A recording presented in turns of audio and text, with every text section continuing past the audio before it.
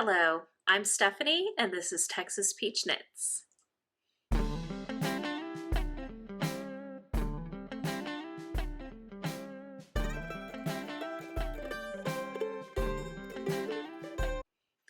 Welcome back to Texas Peach Knits. This is the second time I am recording this today, so I'm gonna be a little, I don't know. I recorded the first episode and it felt weird because I hadn't recorded in a while, but then it didn't actually save on the laptop, so I didn't empty off the old videos before I recorded, so none of it recorded anyways, and so you just get weird second go Stephanie to get today. Anyways, if you're coming back after my little hiatus, thank you so much for checking in and seeing what I am up to. If you're new, I hope you find something here that inspires you. I am honestly just a normal knitter. I am not an influencer and I don't sell anything. I just love to knit and I love to share what I am knitting and see what all of you are knitting and hear about it. So please join me. I'm pretty active on Instagram, so you can go over there and follow my Instagram and I will follow you back. And I love to see, this is bothering me that this side of my hair is a little shorter than this side. I don't know why that is. I cut my own hair, so it's my fault. But that's been bothering me all morning. I think it's just curlier or something. I don't know. Anyways, I'm feeling a little kooky because it's been a long time since I recorded and I'm doing this a second time. So let's see where this goes. Just for those of you who are new, I live west of Fort Worth, Texas. I am married to a musician. I have 4 kids who I homeschool. They're ages 8 to 16. I love to knit. I used to podcast a lot more regularly, but our life kind of got turned upside down this year between kid things and family things, etc. And I just kind of stopped. And it's been fine. I have missed it though. I love sharing what I'm working on. But I did have a few projects that seemed endless. And so it was good to have a break and just get to knit them and not feel like I had to give updates all the time. But anyways, I don't know if I'm back, like I'm gonna podcast every month, or if you're just gonna get to be surprised by me every once in a while. We're just gonna take this a day at a time, which pretty much that's how I'm doing everything right now. So first of all, I would like to thank my friend Emily from the Wolden Burn podcast. She sent me this beautiful, beautiful chicken bag. Look at this. And she has such a beautiful name label in it. And I honestly don't know if she sells bags or not, but you should go watch her podcast because she is super sweet and podcasts way more often than I do. But I'm using this today to hold all of my bits and bobs of yarn that go along with my different projects. So first of all, what am I wearing today? This is, I'm going to move my hair. This is the Beads Tee by Wise Owl Knits. And I test knit this for Cheryl back in June, I believe. July, June, I don't know, summer. And when she opened up the test knitting, a long time ago, far long time ago, I used to test knit all the time. I thought it was so fun, and I loved, just the community of test knitting and getting the free pattern and all of that. And then I kind of stopped and I don't really test knit anymore, but she called out for test knitters for this. And we were going on a trip to Houston to take our kids to the Space Center. And I knew I was going to have a long drive. So I thought this would be the perfect thing to knit on a long drive because it's stockinette stitched for the most part. And a lot of it is just solid color. So I test knit. It's a lovely, lovely t-shirt pattern. and I will stand up in a minute, but I made a few modifications, very minor. I asked Cheryl if I could use lace weight held double instead of fingering weight, which she said was fine as long as I got gauge. I did have to go down to a size 3 US needle for the body because I'm just a loose knitter, but it looks really nice and solid, so it worked out beautifully. I did the number of bead rows around the neck that is recommended for the smaller sizes. I think I knit a size 4, I believe, which is like a 44, 45 inch bust. And I think you could do another 2 or 3 of these colorwork rows if you wanted to, but I chose not to. And I could have, I had enough yarn to do it, but I just did. I like it. It's very pretty. So these are little bead, like we're wearing a necklace. And then on the sleeve, the other small adjustment I made is she had you cast off after the first row. So right here, the first row of color work, do a ribbing there. But I ended up doing 2 more rows of color work and then the ribbing. And this is really the perfect length sleeve for me. I love this length t-shirt sleeve. The yarns I used were Madeline Tosh lace in these 2 colorways. Got like the sun now. If this had saved earlier, you would not have this big sunspot, so you can blame my computer. These 2 colorways, this one is Dahlia, and this one I believe is Cathedral. And I bought these from the Madeline Tosh store in Fort Worth during their closing sale. So they had tons of things on discount, but they were all like odds and ends. And so I was just grabbing things I thought I would use, but I didn't really have a plan. So I had 1 skein each. They were 100-gram skeins, like 950 yards each. And I thought I could make something with these 2 colors together.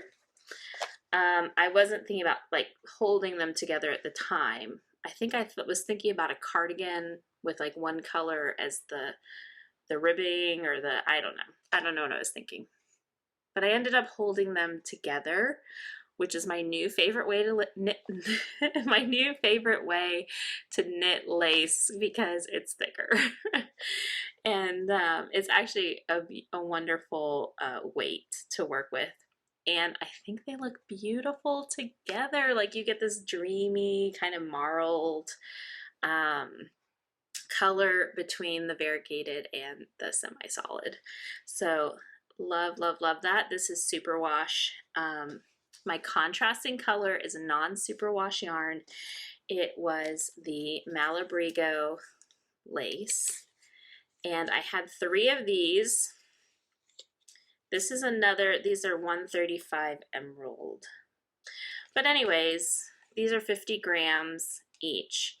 And years ago, I had purchased one of my local friends' yarn stashes because she was having trouble with arthritis, and she just wanted to sell all her yarn. And I said, I will give your yarn a good home. So I had 3 of these. I balled up 2 so I could hold them together. I probably could have balled up 1, like split in half, but I didn't want to take the chance that I would run out and have to like ball up another one anyways, so, and have to mess with splitting and all of that. So I just balled up 2, and so I can use this now for something else. I don't know what yet, but so I have a lot of that left. What else do I need? What else did I tell you? This does have short row shaping along the back of the neck, which is very helpful size-wise. And for making sure that the front fits properly. It does not have any shaping in the bust or the waist. If you're talented enough to add that, you could. I don't miss it on myself, but I know some people that like they can't knit a sweater without bust dart. So you just knit it the way you need it. That's how it works, right? Okay, so I'm gonna stand up and show you the beads at the bottom, and I think I knit it to the length. I knit it to the recommended length. It's long enough now that I've soaked and blocked it. It kind of stretched out a little bit. It's long enough to wear with a pair of blue jeans. I have it on with a skirt today, and I'll show you kind of how I kind of think I'm going to wear it. It really is the perfect weight for Texas fall because we still have like cool mornings, hot afternoons, and I get too hot if I'm in full sleeves. So this is like, it's warm and cozy, but I'm not gonna want to change in the afternoon. So it's really good for this kind of climate. I first tried it on and like took pictures of it in the summer, and I was sweating. So I was like, I can't wear it in the summer, but that's okay. We have lots of fall and lots of spring, and even winter. Sometimes I could get away with this and no like overcoat or anything, because this is Texas and that's the way we roll. So okay, let me show you. Okay, so you can see the beautiful, beautiful yarn combination. This is a good length for me to wear it with a pair of pants. I don't have pants on today. The beads around the bottom hit me at my absolute widest spot, and I know, Cheryl, you did not plan that for me. And it doesn't look too bad from here, but from the side, you can see. So I think if I knit it again, I might leave the beads off that go around my tummy. If I wear it with a skirt or a dress, I think I would tuck it in. I think this length is really nice. I don't think I would knit to this length because then I could never wear it with a pair of pants, but you can do the little belt trick and like tuck it into a belt, or tuck it into a skirt, or wear it over a dress, you know, with the belt and tuck it up in. So I think I will probably wear it like that most of the time, and I think it's super, super cute. It's very, very soft. The yarn feels great. So thank you for letting me test knit. I think I talked about everything that I talked about before my video got lost. So we'll see. Okay. Next project. The next one I'm going to show you is the one that I just finished yesterday. It is a beloved bonnet by Tin Can Knits, and I used 2 hand spun yarns held together. This one is an East Frisian wool in the natural color. It was a 2-gram ball. I'm assuming that these came from like a yarn sampling kit.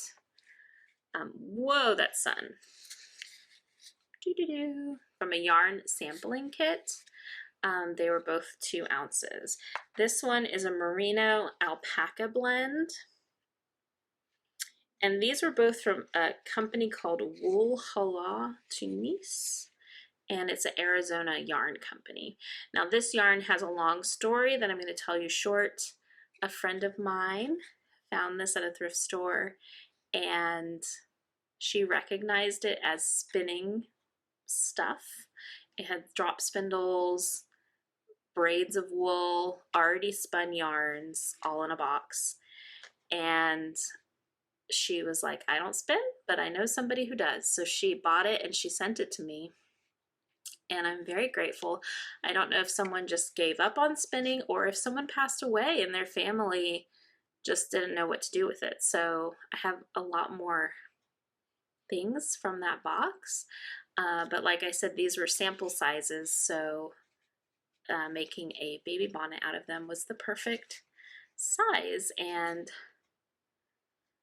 I think that the average person would think I was crazy for knitting a hand wash only wool baby gift. but I'm giving it to a knitter who understands and is fine with that, hopefully. We'll find out. But anyways, I think it's beautiful. I think it's absolutely gorgeous. It came out to approximately a DK weight, which is what is needed for this pattern. And this pattern, you could almost make it out of any weight, and then it would just be the size that it is. This is the Beloved bonnet, and this is one of those like magical patterns that the knitting techniques make the shape, make the pattern what it is. I love this pattern. It's easy, but it's still kind of challenging. I cannot make it without looking at the pattern because I can't always remember what the next like interesting thing is that you're going to do. But this is the newborn size. I think with a lot of patterns, people who have knit a long time can look at it and kind of figure it out, make something similar. But with this Tin Can Knits pattern, I don't think I could do that. I don't think it would do it justice. So I'm glad I have the pattern, and I highly, highly recommend it as a baby gift pattern because it's pretty fast. If I knit steadily on this, I can finish one in 2 days, and it doesn't take a ton of yarn, and you can add it to any kind of baby gift, and it's just adorable. But anyways, so sweet. But yeah, the alpaca makes it have a really sweet halo.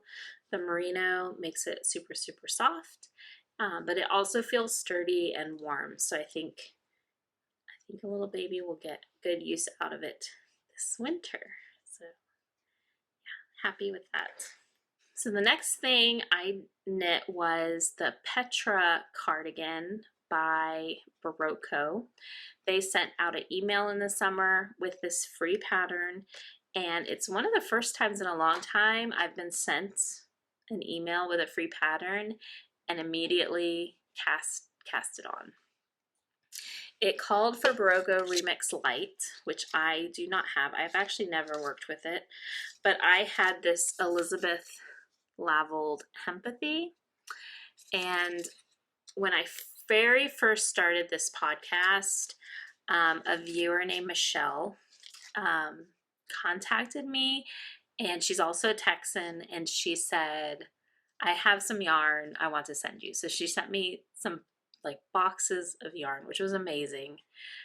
It was such a huge, like one of the reasons I didn't start a podcast was I thought I don't have enough things to show, and like my yarn budget is not huge, so I'm not going to have much to show.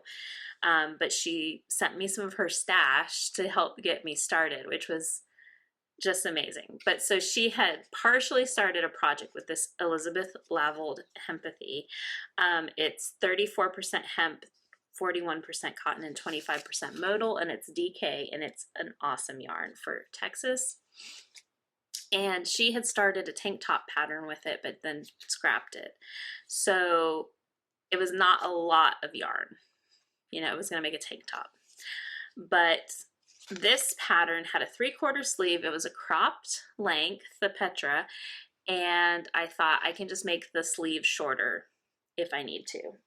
So here is the Petra cardigan, and because it's this cotton, it's very like kind of wide, stretchy, and it's very, very drapey, and a little, you know, it's on the heavier side.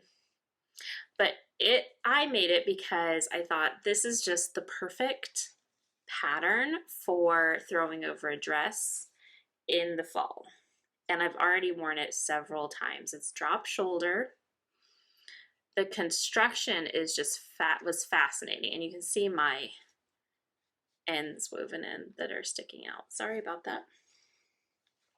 But anyways, the construction is fascinating because you pick up, let me see if I can, nope, that's worse. I'm gonna see if this is better, lining wise, maybe. you pick up, or you start in the center of the collar, and you start here and you knit a band, and then when you get down to where the shoulder is, you cast on the shoulder and you knit down to here, and then you start a second piece from the back of the band, knit the strip, cast on, it's like origami, cast on the shoulder, knit down to the arm, and then you pick up along the back. So you pick up all of this and you knit down to the back of the arms, and then you knit the whole bottom piece. You pick up all, you get everything all together. So anyways, fun construction, very drapey, and I have worn it several times. So let me try it on for you now. I did have to stop the sleeves at about my elbow, and I used all of the yarn. I ended up with a tiny ball left. So it's just an open cardigan. It didn't use a ton of yarn. I think it could have used more short rows in the back maybe. When you pick up along the collar, I maybe would have put short rows there to make it not go up in the back. But I really like the fit. It's very comfortable, drop sleeve, and I didn't do any decreases here. I just knit and stopped with the ribbing. But in the pattern, it has you go to about the center of your forearm. I think this cable pattern is really pretty. It was fun to knit, pretty interesting, and it ends with more ribbing. So anyways, that was my, oh, I think I'm gonna knit that project of the summer. But it turned out good, and like I said, it's a very useful knit for me. So this next one, I don't have the socks because my daughter has them somewhere. But I used these Sockies yarns. These are very, very old Lion brand Sockies. This is color 203, and I have no idea what color this is. And I knit just vanilla 3x1 broken rib socks. So I'll share a picture. And she picked these out last probably January, and I just finished them on Halloween, October 31st. So she wore them when she went out trick-or-treating. So fun socks. But everybody knows just vanilla socks. Lastly is my epic finish, the one that I felt like was never ending, but I did enjoy working on it. And that was the old Shell Shetland shawl. And it is from the Country Weekend Knits book by Madeline Weston. Let me show you the pictures because it has beautiful, beautiful pictures of it. This is, I just fell in love with it. And this, especially like the styling in these pictures, I think it's so pretty.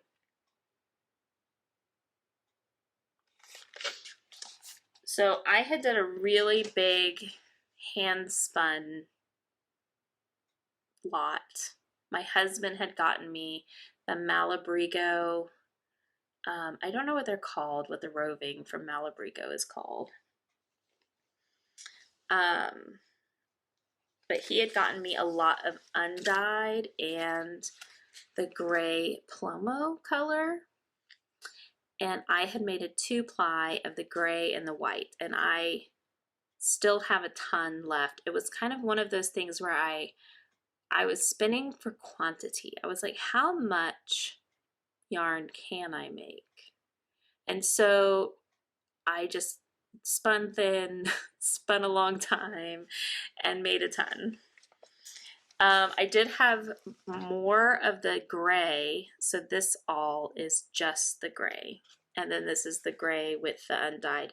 So the gray does kind of change colors. So my splotchy dyed or whatever. This sunshine, oh dear. And then for the colored stripes, I went with Knit Picks palette in Sweet Potato, Marine Heather, and Sagebrush. So those are my stripes. And I had to find a partial skein to finish this because I had only this much left of what I had, and I knew it wasn't going to be enough. So luckily I found a wonderful, wonderful knitter who sent me a partial skein. And I think this one, so when I made the shawl, I had 2 of these and 2 of these. And as you can see, these are almost whole still. So I broke into these, the second skein, but I didn't use it all. And then this one, I only had 1. So I knew it was going to be close. And I think I made a mistake in the striping pattern that I had to repeat the same mistake on the other side. So I ended up using a little more than planned. It was my fault. But it's all okay. It's all fine. Those are all the colors. And okay, so I had tested out a bunch of color combinations, and as you can see, I did not go with any of these. I just went with a different one. It's similar to this, but with the mustardy pumpkin. Or was that the pumpkin sweet potato?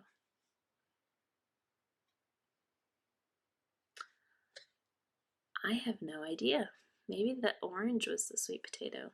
But I used this gold color that my mom says is not gold, but that it's green, because I showed it to her and she's like, oh, that's green. It's a green gold, okay? Let me show you because I love it so much. Here we are, a very, very epic Shetland hat. Traditionally knit, at least I think it's the traditional way of knitting it. I'll show you what order it's knit in. And the center is all that hand spun, and see how the color variation changes? It kind of made this like stripes, and it is so soft. I have officially nicknamed this Mom's Blankie, and no one can touch it. It is mine. But it has this beautiful, beautiful ripple feather and fan. It is humongous. Blocking is magic. You should block. I'm telling you, it's a pain, but you should do it. And this was so big, I had to lay out beach towels on the floor in this room. This is the room we do some homeschooling in, and my husband teaches music lessons in here. So like the animals do not come in here. So I laid out towels on the floor and pinned this to the carpet to block it. But it's so great.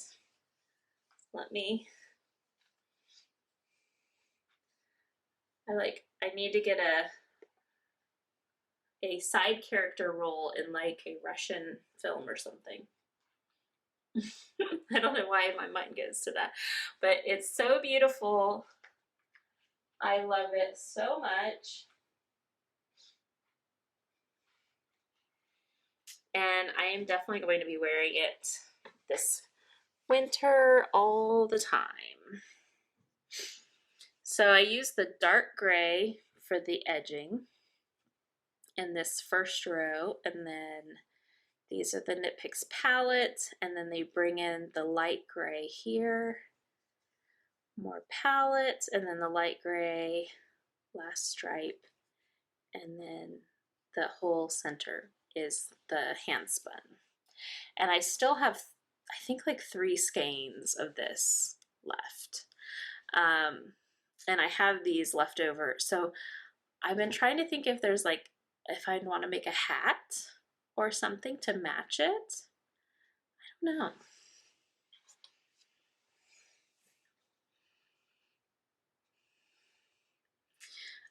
So one thing I went through ad nauseum in the first filming of this episode is that I thought about, should I enter this in the Texas State Fair? For one thing, I want to wear it now, so like I don't think it would be a good idea to enter it next summer. But also I have some things that are just like not, they're subpar, like my seaming. So I did a mattress stitch, but I used the gray. All right, so I fixed the lighting, hopefully, and I wanted to finish showing you this Shetland shawl.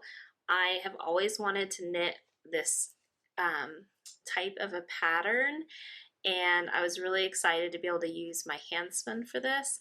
And I will show you how the construction was done because I thought it was really interesting. So you like, this is my very great diagram. So you knit the long thin border, like from one end all the way down. This is just straight. It's bent because that's how it is in the shawl, but when you knit it, it's just a long straight strip with the scallops on it. And then you pick up all the stitches along that side of the border and you knit the feather and fan inward. So that's like one shawl.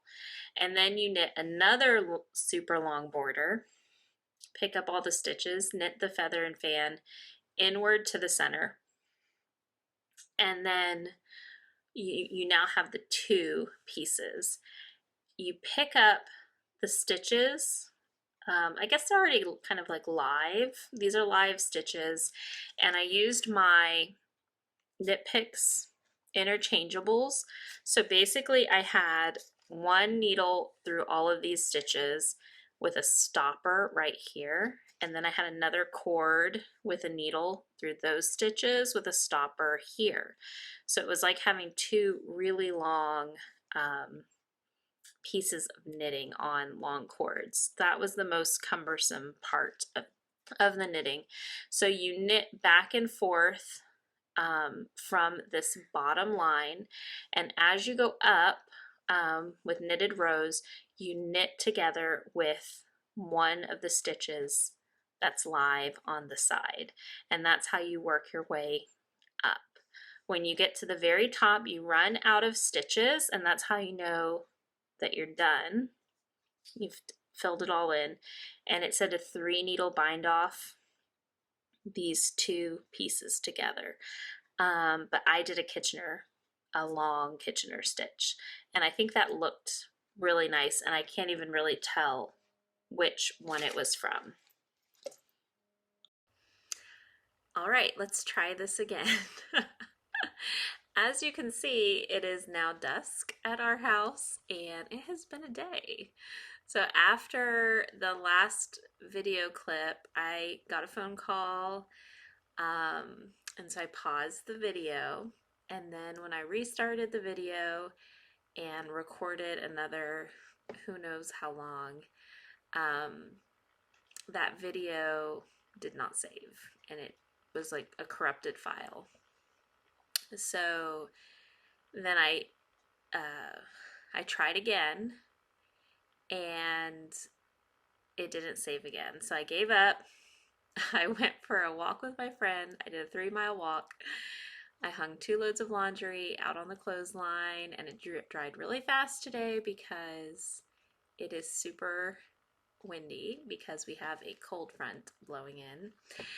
And then we toasted marshmallows and made s'mores at our chimenea with our kids, and that was a lot of fun.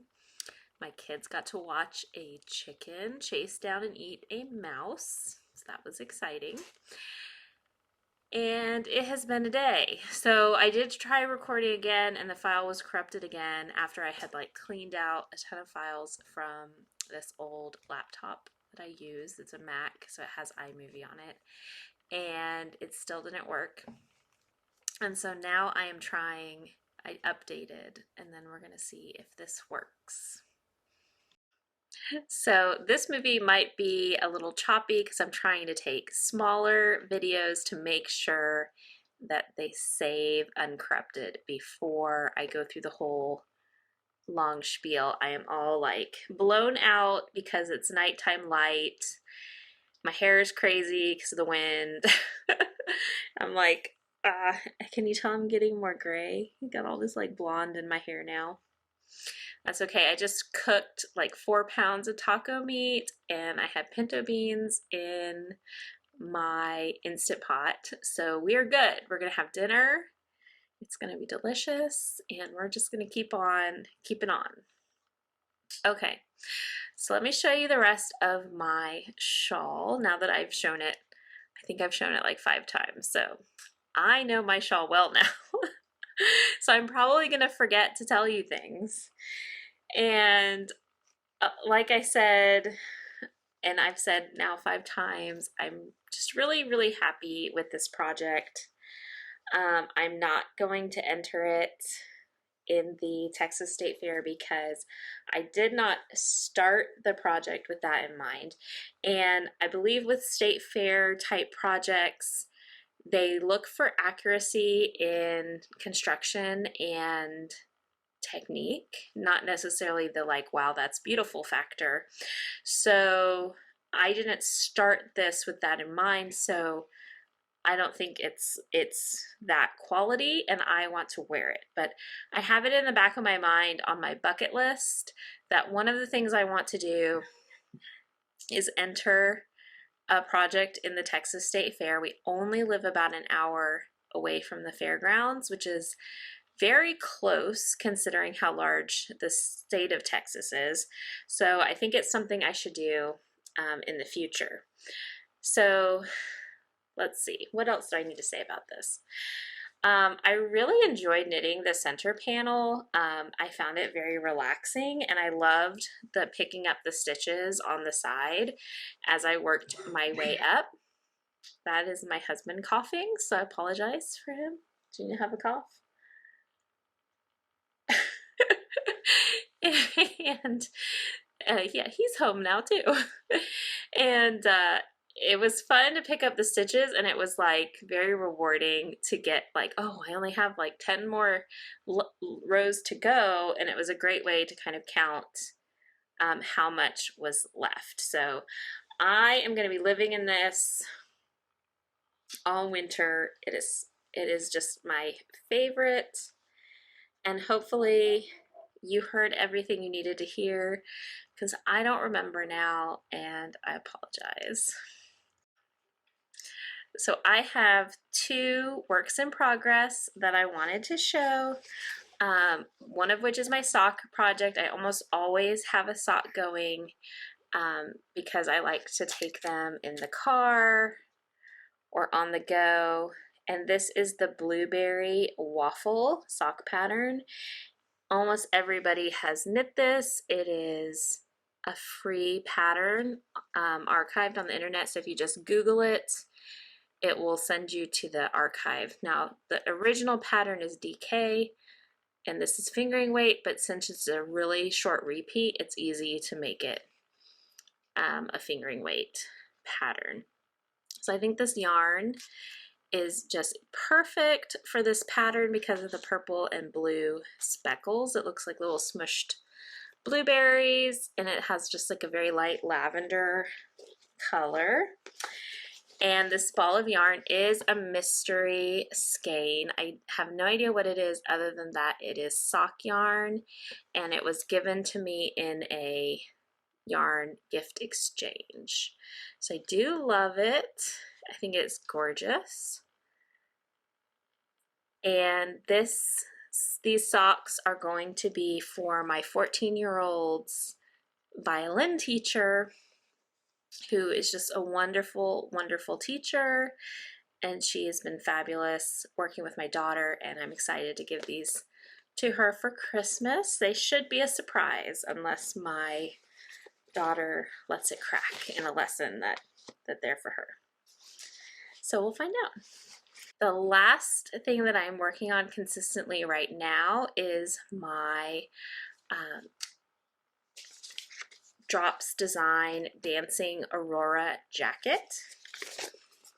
And I chose this pattern a while ago because I wanted to do brioche. I've never done brioche before, but sadly I started it and I fell in love with the pattern, and then it's not brioche, or at least I don't think it's brioche. It says it's English rib. If you know if brioche and English rib are similar, the same, totally different things, let me know. But I am knitting English rib in this pattern. It's going to be a very heavy cardigan, chunky, very like winter cardigan. I'm knitting it out of hand spun. I spun this yarn last calendar year, and it is a mix of 2 different yarns. I had 8 ounces, or 2 different fibers, braids. I had 8 ounces of the Fiber Obsessions in the pink, and I had 4 ounces of fat fiber in the gold. And they were kind of similar makeups that I thought would go well together. And it's a 3-ply, so if you see, there is 2 pink strands and then 1 gold. 2 pink, 1 gold, all the way around because of how it is 3-plied. And I ended up with 11.8 ounces of yarn after spinning and 466 yards. So I knew I needed a commercial yarn to go with this to make a full sweater. So I visited McKinney Knittery and I tried this yarn out with tons of other yarns, and I picked this Barocco Vintage, which I think complements it really well. This is color number 5195. And so I'll show you the sweater.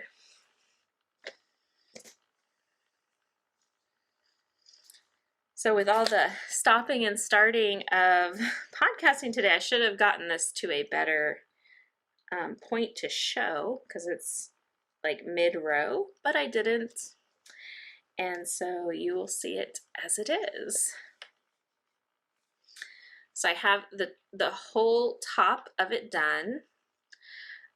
It is a raglan, and I love these raglan increases and how they increase with the stitch. And it made it really easy to count, like when I was done with the arm. And see, this is going to be nice and chunky. I'll be able to fit a winter shirt under it as a cardigan. That's kind of my goal, is for it to be like almost like a jacket. I mean, it's called a jacket, but it's going to be a warm sweater, meaning in Texas I will probably wear it five days a year. And that would probably be a good year for cold and wearing a warm jacket. But I did want to learn this, how to do this stitch. This is English rib, so I still need to find a brioche pattern if they're different. And I found that it's really difficult to fix mistakes. So occasionally I see something that's twisted a little different, and I cannot go back and fix them just because of how the stitching is done. So if you've never, I don't know if brioche is like this, but with English rib, you start at one end, you have both strands of yarn on one side, and you knit across, and you're not knitting, you're doing like knits and yarn overs, or purls and yarn overs. And you go across with one color, and then you go back to the beginning again, like you drop that yarn, you go back to the beginning, pick up the other yarn, and go across with either the purls and yarn overs or and there's slips too. It's like slip, yarn over, purl, slip, yarn over, knit, the whole way. So it's hard. It's hard for me to know like where I am, and I always try to stop after an even row so that I stop after I've done both of the lines on one side. I don't know if that makes sense. So it's a little bit of a brain workout, and I cannot take, this is not a travel project. This is a sit in the living room project, or sit in a quiet space project. But I think I've done the majority of the knitting. I just have, you know, a few more inches of body, knitting the sleeves in the round, which is going to be different because right now I'm doing it back and forth, and then in the round, I don't know how the stitch is going to be in the round, but I will learn it. And then all of the neck and the button bands and the wrists and the bottom are all going to be in the Barocco vintage. Okay, so we made it through. It's now nighttime. And I think I showed everything I wanted to show. I'm sorry this episode was a little insane. You got to see a little more like real life. And we are, you know, we're busy. We have our 4 kids that are doing all kinds of things.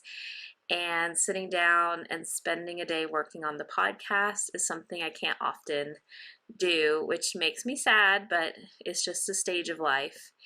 And if you want to keep up with my knitting, I am keeping Instagram updated, and I love seeing what everyone's working on. My Instagram is like totally devoted to following other crafters, so it's kind of like a happy place.